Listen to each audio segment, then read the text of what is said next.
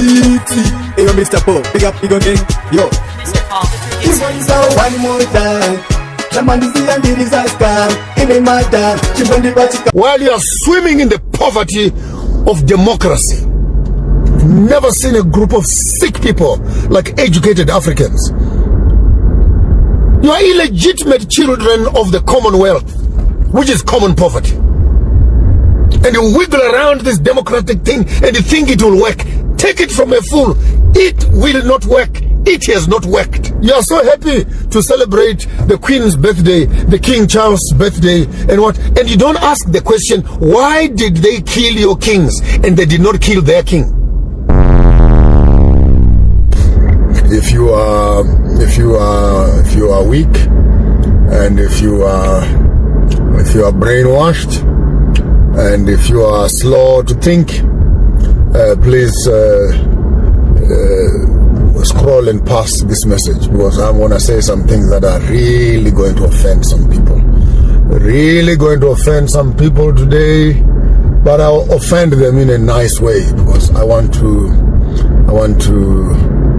activate a certain thinking pattern. I want to activate a certain way of looking at things and perspectives, so that we don't just become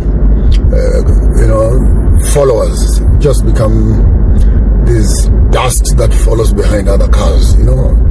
Other countries are living, but it looks like some of our African countries, we are just escorting others in life. The travels that I have taken around the world, other countries are living, other continents are living, and Africa looks like we are escorting other people in this life, swimming in poverty and hunger and violence and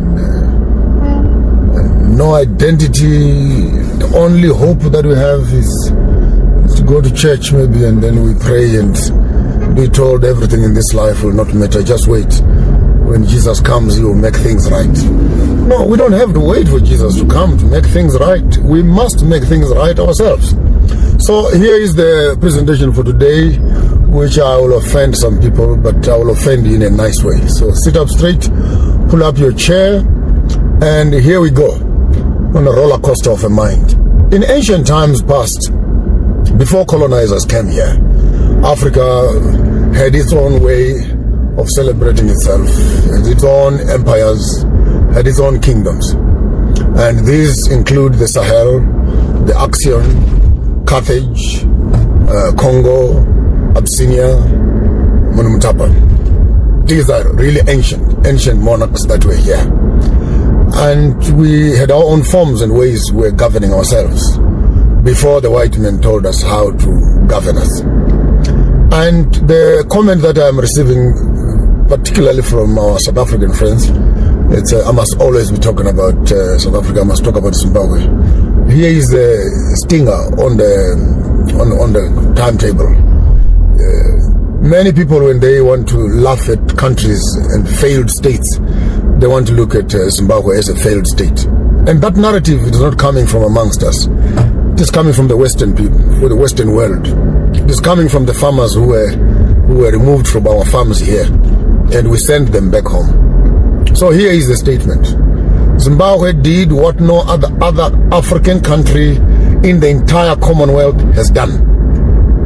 That must be complimented. And that was to take land away from the white people. Yes, we can start having ideas. When they took it, they should have done this, they should have done this, and now the other 61 farms, you're giving them back to the white people. That's not where the conversation is. The conversation is, we are the only country in the entire Commonwealth that took away land from the white people, and we took it back to ourselves as a state. And that's where my problem is, right there. On taking away land from the colonialists and making that land state land. And yet we know that the state does not have a receipt from the traditional people from whence the land was taken from or stolen from. So all African governments, to say the least, that are saying they have state land, they are thieves. Because how can you have state land and yet you don't have a receipt of the state itself? And the state, which was a colonial state, had stolen the land from the African people who have not yet received that land. So even if the land is in the hands of the government, it doesn't mean that yet it is in the hands of the people under the jurisdiction of the royal houses. Boom! There we go for the uncomfortable conversation. Kings are the custodians. They are the trustees. And the people are the beneficiaries. This is under our traditional covenants. Kings are the trustees and the people are the beneficiaries. Therefore, we must not be afraid of restoring back our royal houses as the rightful trustees of the land. Yes, you heard me well. It doesn't mean that you can't process it if you don't understand that when Spain won, their king came to shake hands and give medals.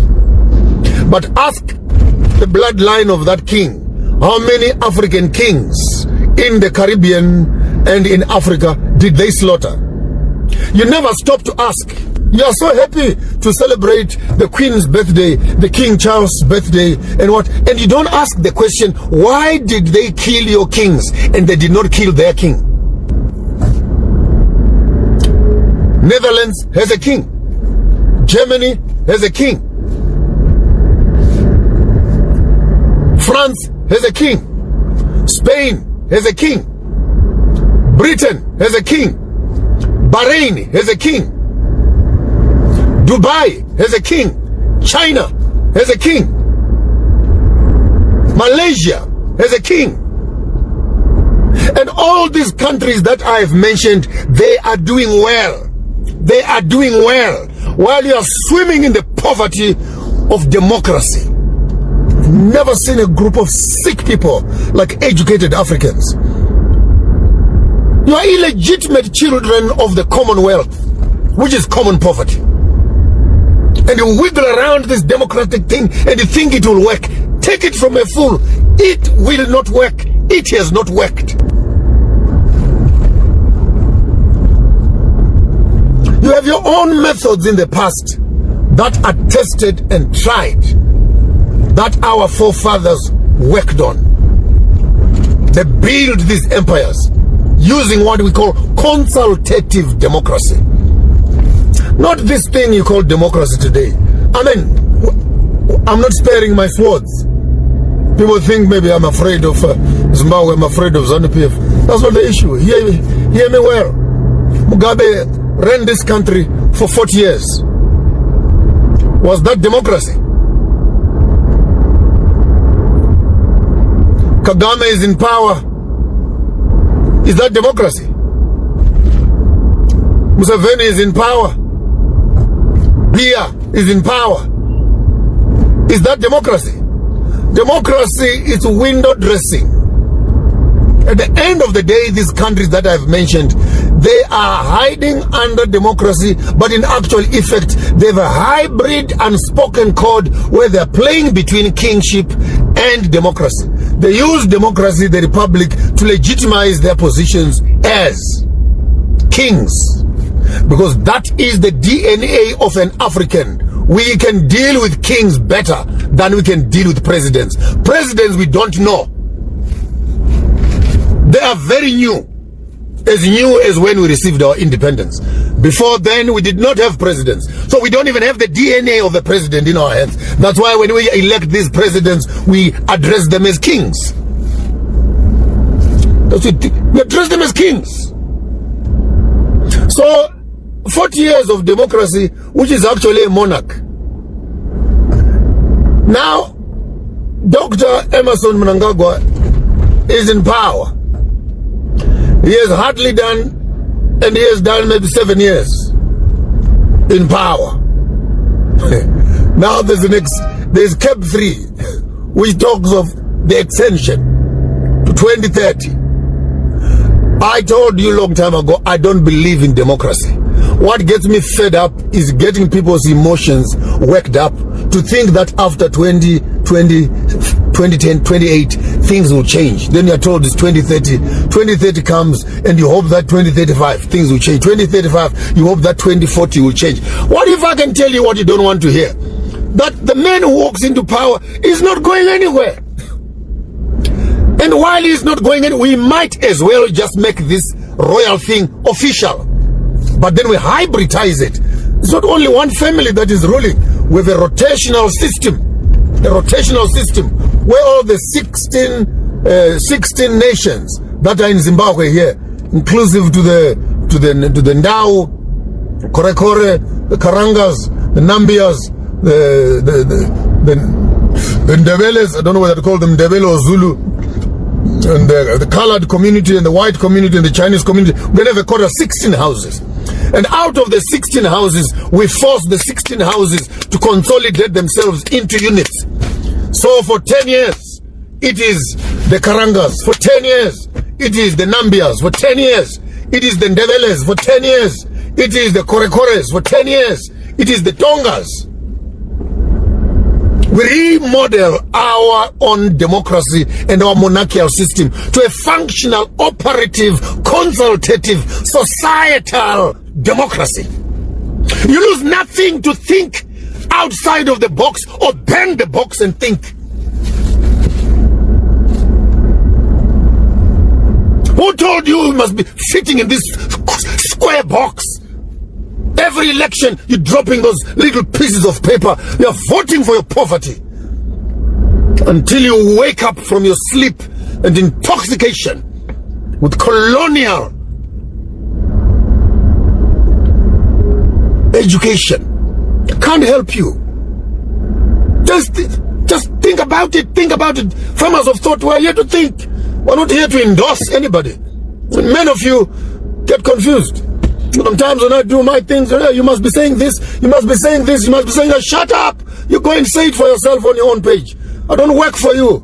I'm not a parrot of your own imaginations and your own thinking. Then you must write on my page, Maponga say this, say that, say that. I don't want. You say it yourself. I think for myself. Mnangagwa is not going anywhere. Why? Because he does not want to go anywhere. Why? Can't we just apply our minds and use the same democratic system to create what I want to call now KEB 4? KEB 4. KEB 3 was to extend the term of a president. Tier KEB 3. Let's do KEB 4. Zimbabwe again will lead the way to become the first African state to break away from democracy back into monarchy. I have declared. We were the first to take the land. We will be the first again to break away from democracy and we go for the monarch. Stupid Africans get offended by your own kings and you pussyfoot around other people's kings. Hey, Mr. Maponga, Mr. Maponga. Mr. Maponga, my foot. I'm not Mr. Maponga, man. I've never been to Britain and received an award and conferred to me I'm Mr. Who. Mr. Who, I'm not a subject of a queen. I'm not a subject of a king sitting somewhere in some Iceland, in some cold areas of Britain. Think, African children.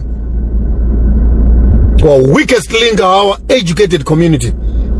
Fantasize, sitting around talking lots of English. I want to have a debate, a full confrontational debate. Call BT, call Tendai BT himself, call Mahere, call Ostalos, and call Chamisa. 6 of them. Put them there. Single-handedly. Talk lots of English. Hey, our democracy, constitution, subsection number 5, constitution, subsection number 15, 16. 16 what? What has changed from 16 to 14 to subsection 98? You're slow to think. You have footnotes in your own history. Parrots regurgitating other people's ideologies.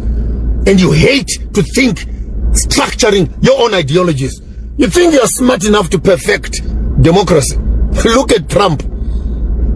That's democracy. You walk up to another country.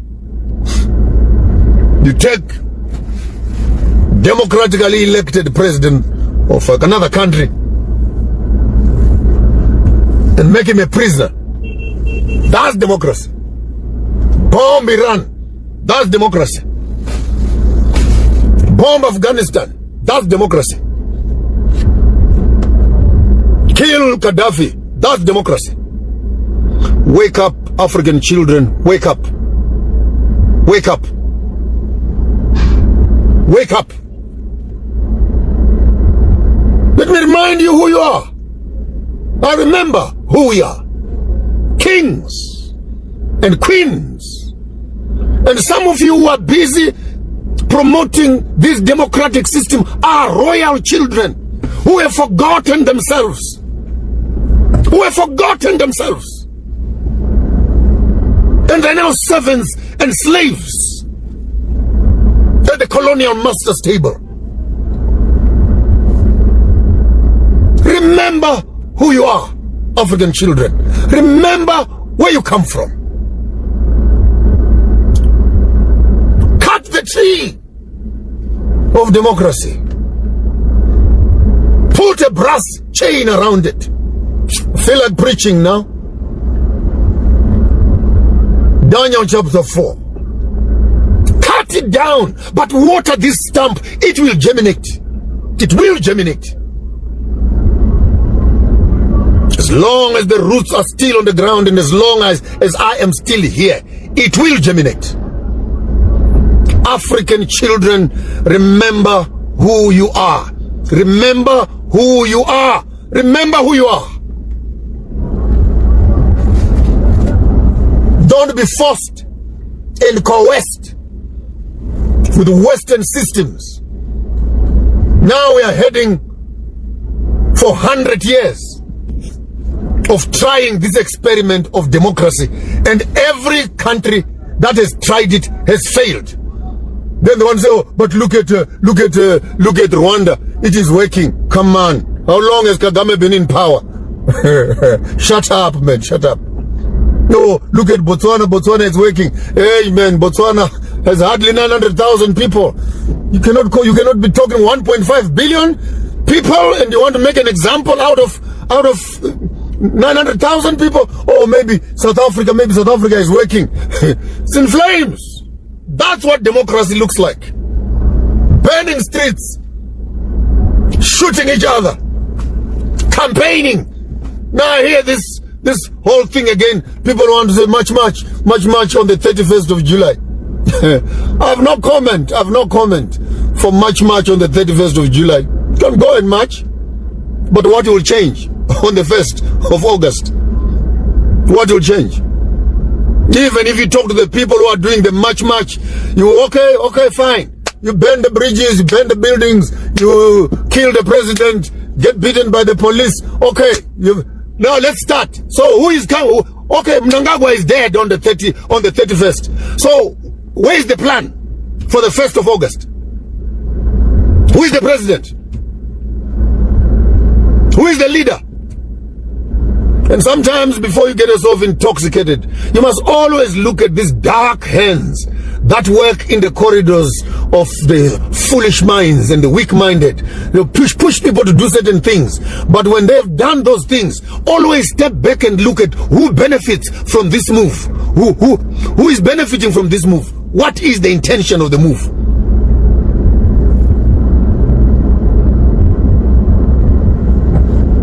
We are not afraid, some of us, to tell you what we think. And what I think is that Zimbabwe needs to go back to its royal houses. Zimbabwe needs to kiss democracy goodbye. We need to find the educated community and we rethink this idea of consultative, societally driven democracy, where we can readdress and reconfigure the royal house to accommodate our modern times in which we are living in. Yes, in times past, it was one royal house that ruled forever and ever, and they would hand over their kingdom from son to son. But since we are now living in a semi-democratic country, we can say each tribe, each clan takes a leap at leadership, and we rotate amongst ourselves.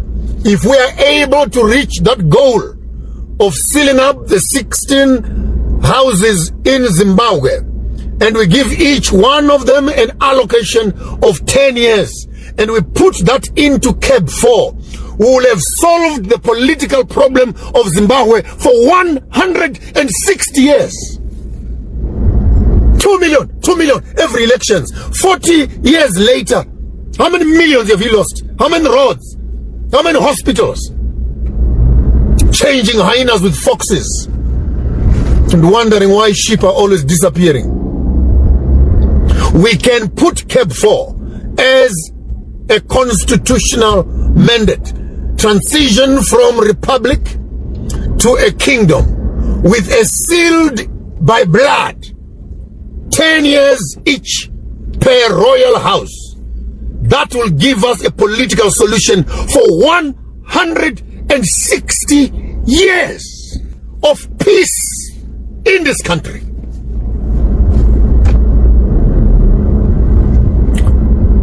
It costs nothing to think, but I'm sweating. Something is boiling in my spirit. Then each one of those houses, we can have quarters, which now makes the parliaments. It's simple. I can see it. I can see it. I can see it. My solutions are Aripo Mr. Clever with a K. My solutions are Aripo. Shunu chamuno shandisa chinozi democracy hachishandi. Says what you think shandi, since it does not work. I am challenging you. Don't ask me what I'm going to do about it. I am already doing something about it. I'm talking to you so that we can begin to think together towards a common goal. Transformation. Mental shift is the most difficult. The rest is easy. Software is the problem. And that's where we work at Farmers of Thought. In your brain.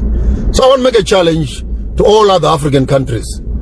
If you still think that you will elect someone who is new and you give him the same faulty car called democracy, they will drive also, and another one comes, they drive also, another one will come, they drive also, and you are going nowhere because your car has no wheels.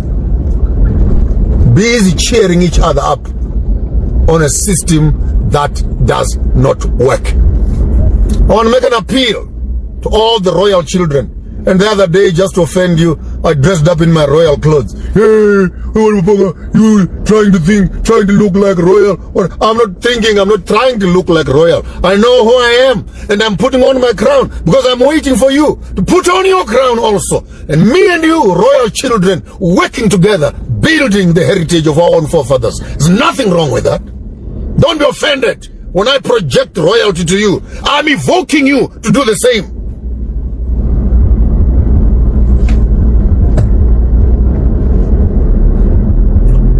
Yeah, so CAB 4 is what I'm now working on. Since we already have an extension, we may as well make it permanent and create a system that once and for all puts an end to this political hogwash, this political thithering and people tiptoeing around leadership. People get scared. You'll be killed. You'll be what? There's no need for fear. We can change the system and make it work for us. For us. We are the beneficiaries if we change the system. Unfortunately, our political leaders, many of them, they lack ideology. They lack cultural ideology. It's a shame. Walk around all our African presidents, ministers, government officials who hate their culture. Their elders and deacons in their churches, ties and bow ties. And they think they're leading Africans. They know what Africa needs. They know what we want. Yet they've never stayed in the village. They stay right there in the eastern suburbs. Their children are not here. Their children are in Europe studying. And yet they think they're fixing the country. They know what the people want. You don't know what the people want. You know what you want. You don't know what we want. How can you have African leaders who are not even proud of their own cultures, All of them, you must see them at the United Nations, in African Union, all of them in little bow ties and jackets, standing in queues next to Indians who know themselves. Huh? How can you be leading a people that you are embarrassed of? You are embarrassed of your own culture. Kudos to Swaziland, Eswatini. Kudos for integrating your culture into the lifestyle, the business of the country. I would like to thank you for listening, and sorry if I offended you. Have yourself a wonderful day. Here on the African channel, we are discussing African politics, African science, medicines, healing, and everything else between. The whole idea is to get African children talking about their problems and finding those critical solutions. Until we meet again, don't do what I wouldn't do. If you do it better.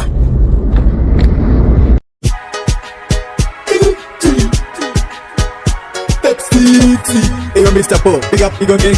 Yo. Mr. Paul. One more time. The man is the disaster. In a matter, she won't be